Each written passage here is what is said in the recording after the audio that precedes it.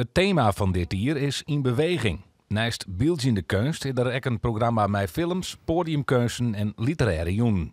Nee, 23 keer had de kunstmannen een versplak veroveren op Ameland. Eerst werd het een beetje naar zoen van wat kunst nou doen in november. Waar komt er nou heen in november naar een eiland? Dat is toch helemaal geen mooi waar. Nou, het waar is prachtig. Het wordt alleen nog maar warmer. Daar kun je dan alles van vinden, maar dat komt in ons geval wel goed uit. Alle ondernemers had omarmen. Door heel soort partijen door mij. Er is altijd een proefroute van de restaurants, de musea door mij, heel soort appartementencomplexen is kunst te zien. Dus het is eigenlijk groter worden en het publiek is echt groeit.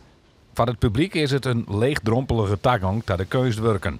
Dat spreekt de exposanten wel aan. Behalve de mogelijkheid om mijn werk te laten zien, vind ik het altijd superbelangrijk dat mensen de mogelijkheid hebben om kunst en mooie kunst te bekijken. En vaak hebben galeries een enorme drempel. En zoiets als de Kunstmaand Ameland, dat brengt mensen toch dichter bij de kunst. En dat vind ik wel heel belangrijk. Een van de gruttere projecten van de kunstmannen is Gezichten van Dementie. Met onder andere portretten en schetsen van mensen met Alzheimer.